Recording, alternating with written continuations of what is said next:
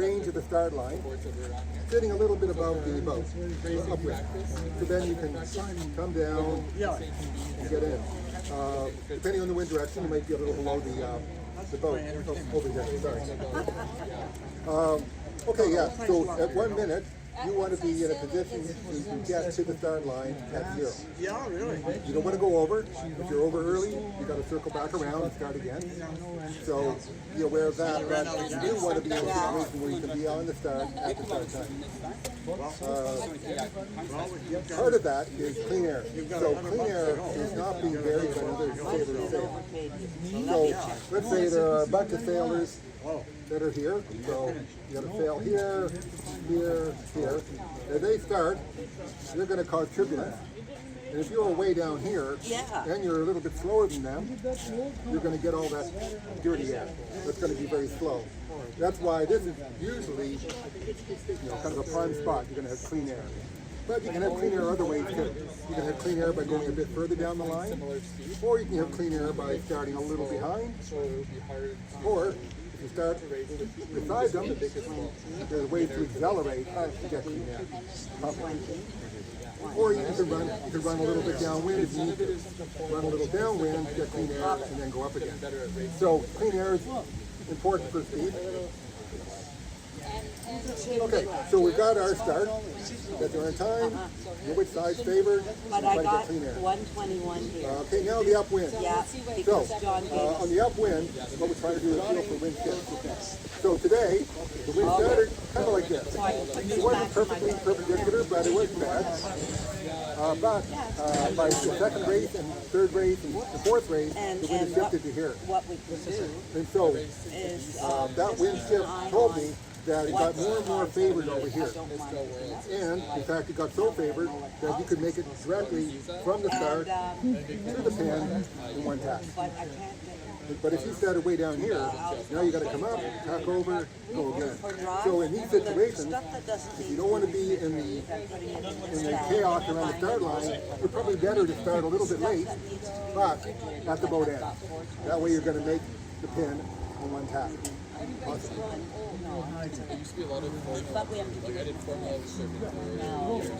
Okay, so now as you sail, the wind can shift too. It can oscillate actually. So if you've got a close competitor, you want to get ahead of them, feeling those shifts and acting on them can be beneficial. So what the shifts do, there's two terms, headed and lifted. So headed and lifted. Let's start with headed. So headed. How much are you? Headed wind basically is if you're sailing Okay, so John, I would take her receipt this way, and then submit you're it to sailing the up this way and the wind is blowing here, you're not headed now. But if the wind shifted to here, you would be. You're sailing more into the wind. Basically, if that happened, if you're sailing more into the wind, you're going to be pushed away from the mark. Well, Now the way you'll tell whether the you're being club should headed be or not, reimbursing. as you sail on your I have tack, a receipt for last week. pick a point. Last week when I got the money, it You was can use the upwind mark, judge that angle, or you can pick some mark on the far side of the shore, I don't think I'm or the going to spin. And pick that mark, and then as you sail along, if you find, let's say that's your mark you picked on the shore, pick a tree, whatever it was. What's your If you email? find you're moving It's Patricia. in this direction, you're being headed, but if you find you're moving in this direction, it's called being lifted. So as you sail along, you're trying to sail at 45 degrees if you can to the wind. As the wind shifts, if the wind shifts more in this direction, that'll be the result. If it shifts more in this direction, that'll be the result. So being headed means you're moving further from the mark. The angle is going to increase here. That's headed, lifted. The angle here is So left. in the past, the way that Yvonne had done it, So is she being able to did determine that as the wind first time I shifting, did it may be first time worthwhile I to reimbursed tack. her from the club, If and you that money feel went you're to the being club, headed, and then from then on, good time to tack. it covered itself. But You she's got to practice your tack so you're quick. You don't want to lose ground to slow tack. But if I was being headed here and I didn't tack, but Ian did, So then he would be lifted while I'm being headed, and he'd get ahead. So hopefully paying the attention only to thing those is shifts, the only downside is trying to she feel all for the the money shifts, and then that's in that acting on box them. was profit made by. I usually give it, Canada, I that's give it a little bit of So time, maybe stealing from 15, 20 us, seconds, taking once from I it feel from being headed before I barbecues actually that go didn't do to what attack. I'd Maybe rather an submit a offer, receipt maybe to it's the gonna go cops if back. there's a trail saying So barbecues this were is not before, just because maybe well, it's gonna go back to the a other different thing shows us situation. that the barbecue wasn't So, effective. Like with what Yvonne, to it think was about is self-covered. don't But tack if you don't have on a someone like that dying in charge, header. then the barbecue's A dying header is one that, yes, you're being headed, some weeks it but was it's more weakening. than others. And maybe it's gradually coming back to a situation where you can live But yeah, it. get your receipt. At least take a picture of the receipt So, that I we have have to give it. And a then I'm few sending you an seconds. email that'll have the treasurer. So Yeah, at the end, if you want to submit the receipt there, but if you're covered, then you're covered. I just wanted to So, any questions with the concept of being headed or lifted? So when people are racing tonight, did they have to tack to get to that? Well, the first race, the wind was more in this direction here, so you couldn't make the upwind mark in one tack. I know. You had to come here, tack again, come up, and go around. There's just But that there's no money. second race, it was possible if you were close enough to the boat This is why to make this in one tack. I wouldn't pay. And the third race even more so, fourth race even more so. volunteer. So it kind of There you got more and more a situation where this was the favored end, and you're being lifted to the mark. However, if you started way down at this end of the line, you would have still had a tack again. And that extra tack takes a lot of time. They're all old now. What? Teach them how to go around the like the downwind mark so that they don't end up downwind mark a mile away. Yeah. Well, Count right. well, that's going to be more, Turn that's around. going to be turn about before. speed. Turn, That's no, next it's week. not speed. It's the angle you hit the mark. Oh, okay, yeah, we can talk about that. Yeah. Like It- the ski. It's kind of a It's a tactic. ski Okay, thing. all right. So being headed means you're sailing right into the wind or more into the wind. Being lifted means the wind is more at perpendicular to your sail, if you like, on the tack you're on. And the wind's going to shift during a race. And so those who determine being lifted to stay on that, you're better off. If you determine being headed, the first ones to determine that and tack can get ahead. All right, so that's the feeling for the wind during the race. Now, if the wind's not shifting very much, it can be very beneficial to stay on one tack and do basically just one tack to the mark. So today wasn't so much today, but often we'll have fairly steady wind. And so what you'll do is you'll start, you'll sail upwind, you'll tack, and make the ley line. So the ley line is the line that'll take you above the mark. That's what we're aiming for.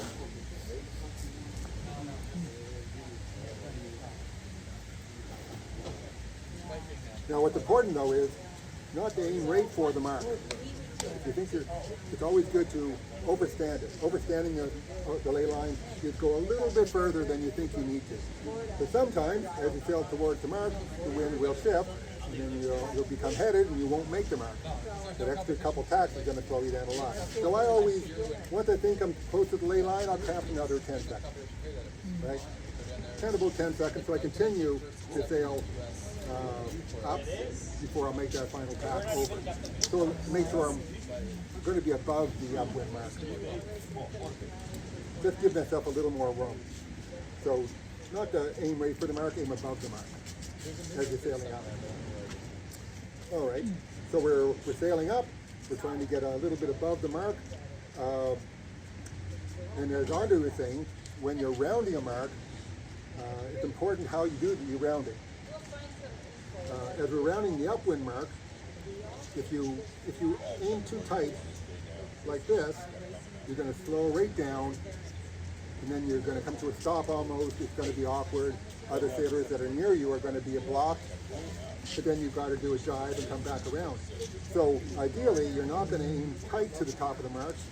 You're going to come in at a bit wider angle and go around like that. That's the upwind mark. So two things. One is you're going to carry some speed through here as you then jibe and come around.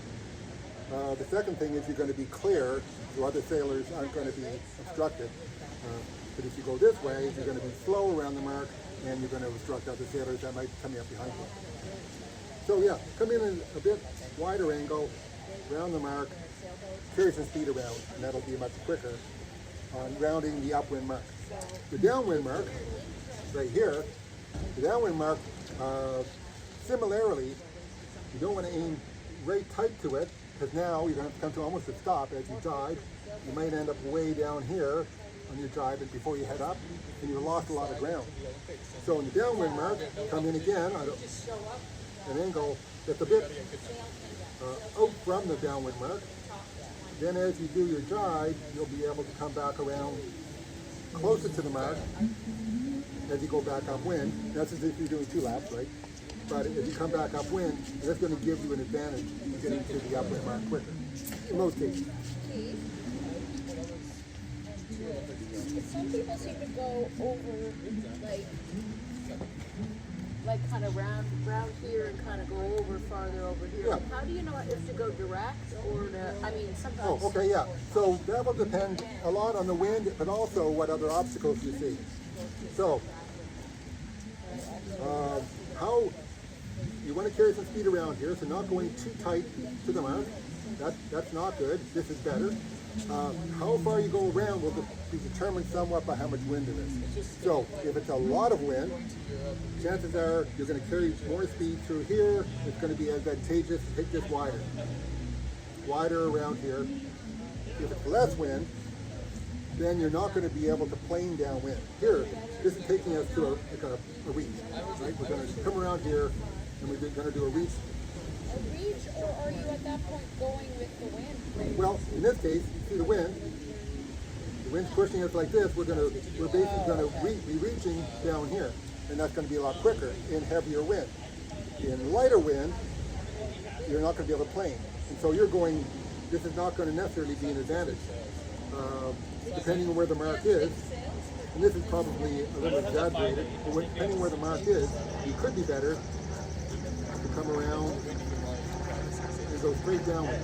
If it's lighter? It's light. If it's lighter. Yeah, if it's light, it's usually going to be a shorter distance doing this versus this, depending again where that downwind pin is. So there was second race today, maybe with lighter wind. The wind kind of died down, so that's what I would have done. And often you're holding the sail kind of more in front of you versus like this, right? And so you're going more directly downwind. But if you can plane, you're not going to plane going directly downwind. You got to go in a bit of a reach. So if there's enough wind, that's going to be quicker in most cases. Going a little bit wider. So are you going to go then, if it's heavier wind, you're going to go on a reach out and then a reach back? Yeah, basically that'll be it. We'll do a reach out, figure out what the ley line is for the downwind mark, and then when I figure out in a good position, we'll reach back. Yeah. Okay, yeah, so that's, okay, we talked about allowing extra room, make sure you don't go too tight to the mark, go above it a bit, and don't try to go too tight the angle. Okay, so that's rounding the mark. Next thing is covering a competitor. No, I played video with the ladies.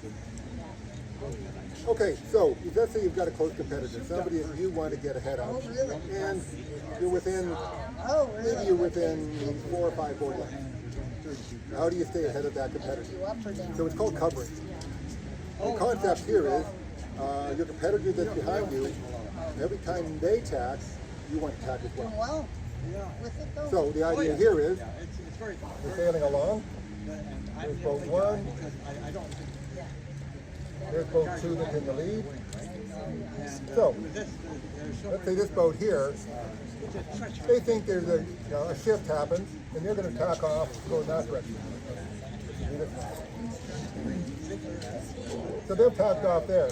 If you continue to go this direction, may stay ahead or you may not, because they may have really gotten a good lift and they can get ahead of you. But when they tack, if you tack as well, doesn't matter what happens, you will keep your position. So every time they tack, you tack. Be aware of that competitor behind you. That's covering. If you're sure that they made a mistake, that they're tacking onto a head, then stay where you're going. Only if you're sure. And of course, if they're the main competitors you want to beat, then just tack every time they tack and you will beat them. But if you're trying to get ahead of the fleet, then different tactics may be better. So for Ian and I, if Ian's in the lead, you'll see him tack every time I do. Skinny guy. So I'll try to get ahead of him by getting a lift. He'll tack as well. I don't get ahead. John's up. I tack again, he tacks. So that's covering.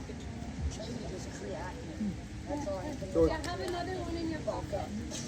John, it's past your bedtime. Yeah, I know it is. I've never seen you here. Did you get your burger? Yes, I Did did. Robert do a good one? now along the line, we talked about safety. Safety is ultra important, and you never want to have a collision.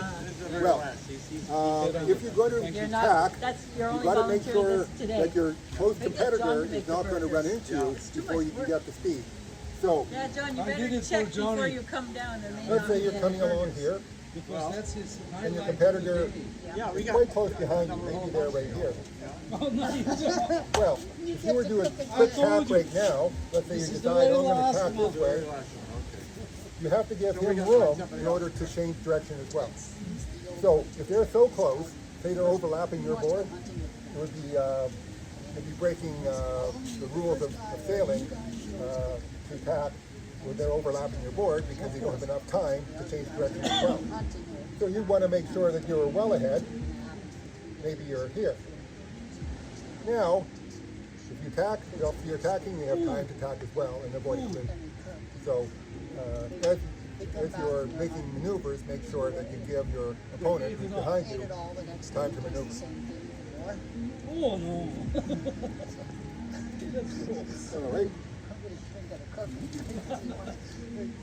All right. So next thing is prioritizing speed over your pointing towards the mark is not a good idea. So going fast is nice, but you want to be going fast towards the mark. Quiet! Hey! That's it. All right. Listen to this guy. He's doing a clinic. Come on. All right. So if you're going fast, but you're going fast in this direction, maybe you're going faster than your competitor, but they're going slower, but in that direction,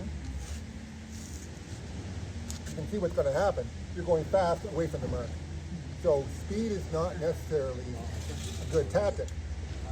Speed can help you. Speed can help you actually point a little higher, but you want to make sure you're not prioritizing speed over moving towards the mark. So if you find you like to go faster and you start doing a bit of a reach, ask yourself, am I pointing as high as I can? If I'm not moving quicker towards the mark, maybe I'm better to go slower or point higher. So you want to prioritize moving towards the mark over pure speed. Even if you're going slower. Oh, yeah, because you're not necessarily going slower if you're moving towards the mark quicker. Exactly, yes. Yeah. And that's actually the most difficult to do. Well, it's difficult sometimes to determine what's happening, but you can tell by your competitors. I mean, if they're making ground on the mark and you're getting further away from it, even though you're going faster, you got to change something. Yeah, but many times I did that and I was stalling.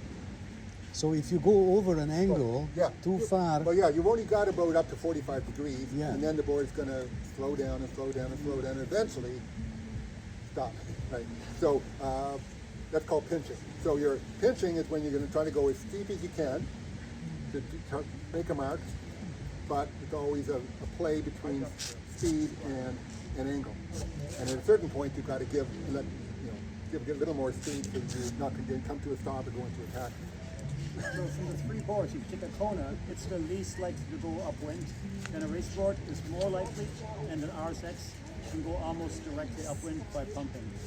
Yeah. What did you say, Peter? Three boards. Kona won't hardly make it upwind. Hardly. very poor. Raceboard, much better. RSX can go directly into the wind if you're pumping. Okay. Oh, interesting. But nobody wants to pump for a whole bloody race. Yeah. Well, yeah, now pumping, that's going to come next week when we talk about generating speed. And pumping is one method of obviously increasing your speed on the course, and there's different methods for pumping. So we'll talk about pumping next week. We'll talk about body position, how you're going to get the energy to the board to maximize your speed, how you're going to try to maximize your pointing angle without giving up too much speed. So that's next week, talking about speed. Can I add to this also? I notice sometimes this is not a straight line. The wind actually curls up. So if you're using that as an advantage to gain upwind.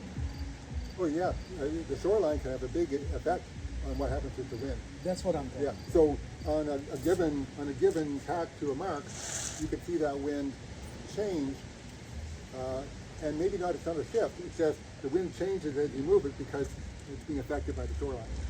Yeah, the shoreline, Yeah. the trees and all the other. Yeah. So it may be fairly consistent. You may find every time you race, you'll find it either being headed or lifted as you get to the mark due to that shoreline effect.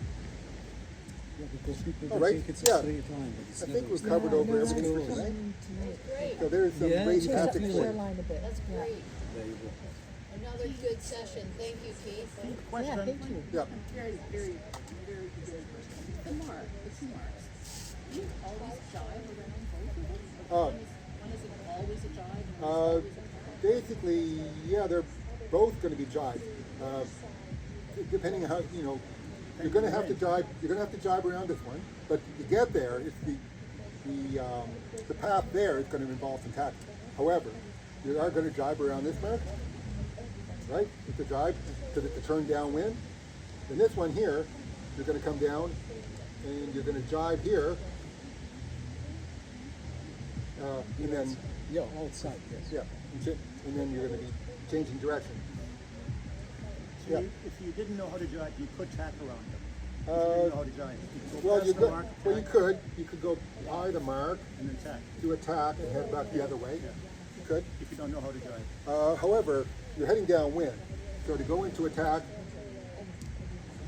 yeah, you have to come back around this way, right? And then head back. Head back upwind and that way. Yeah. So it's not impossible, but it's very slow. Yeah. Yeah. I think that's it for tonight. So tomorrow or next week will It's be over. speed. How we generate more speed. All right. Thank you so much, Keith. Thank you. Thank you. Thank you. So, I have a quick question. Yeah.